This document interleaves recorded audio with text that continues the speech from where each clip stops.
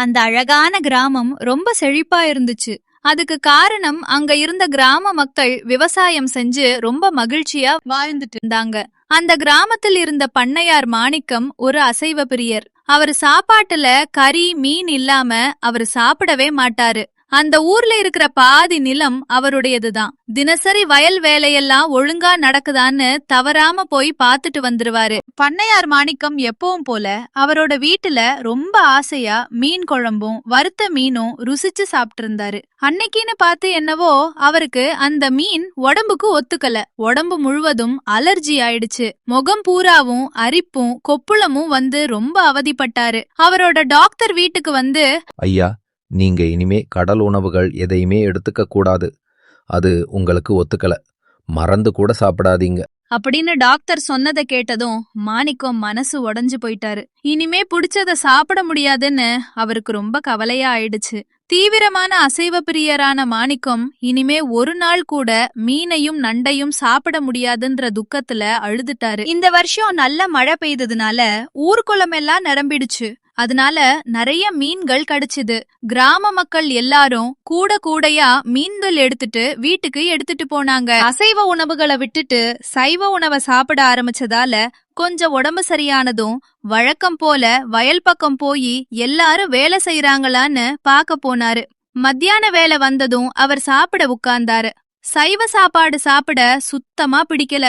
ஆனாலும் வெறுப்பா சாப்பிட்டு இருந்தாரு. அப்போ ஒரு அருமையான வாசனை அங்க வந்துச்சு.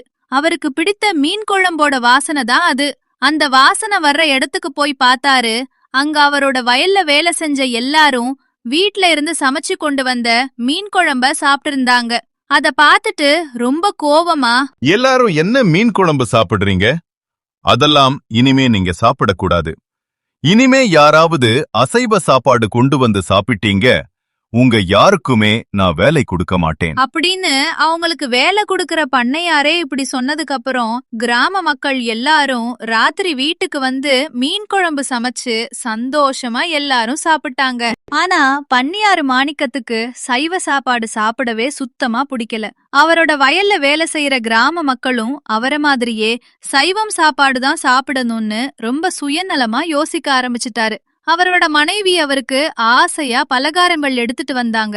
ஆனா அவர் அதெல்லாம் சாப்பிட விரும்பாம திருப்பி அனுப்பி விட்டாரு. மனசுக்கு பிடிச்ச சாப்பாடு சாப்பிடாம அவரால இருக்க முடியல. அதனால அந்த ஏக்கத்திலேயே அவருக்கு உடம்பு ரொம்ப சோர்வா ஆகிடுச்சு. மார்கழி மாதத்துல ஒரு நாள் நல்ல பனியா இருந்துச்சு. அன்னைக்கு அவருக்கு நல்ல பசி. தூக்கம் வராம அவரோட வீட்டு மாடியில உலாத்திட்டு இருந்தாரு. அப்போ அவருக்கு அருமையான ஒரு வாசனை வந்துச்சு. அது அவருக்கு ரொம்ப பிடிச்ச மீன் குழம்போட வாசனை தான். உடனே ஊருக்குள்ள நடக்க ஆரம்பிச்சிட்டாரு.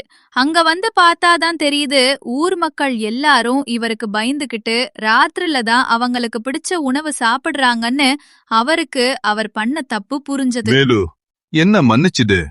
நான் அசைவ சாப்பிடக்கூடாதுன்றதுனால உங்க எல்லாரையுமே கறியும் மீனும் சாப்பிடக்கூடாதுன்னு சொல்லிட்டேன். நமக்கு பிடிச்ச சாப்பாட சாப்பிடுறதுதான் நமக்கு உண்மையான சந்தோஷம் அப்படிங்கறத நான் இன்னைக்கு உணர்ந்துட்டேன். நல்லா சாப்பிட்டு ரொம்ப நாள் ஆயிடுச்சு.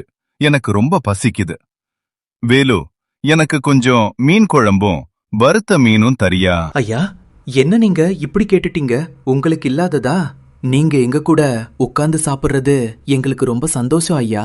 வாங்க ஐயா, சாப்பிடலாம். அதுக்கப்புறம் பண்ணையார் மாணிக்கம் கிராம மக்களோட உட்கார்ந்து சாப்பிட்டாரு. அன்னையிலிருந்து தினமும் எப்பவும் போல வயல்ல வேலை செஞ்ச மக்கள் அவங்க விருப்பப்படியே அசைவ உணவுகளை விரும்பி கொண்டு வந்து சாப்பிட்டாங்க. அவங்களோடவே பண்ணையார் மாணிக்கமும் சந்தோஷமா உட்கார்ந்து சாப்பிட்டாரு.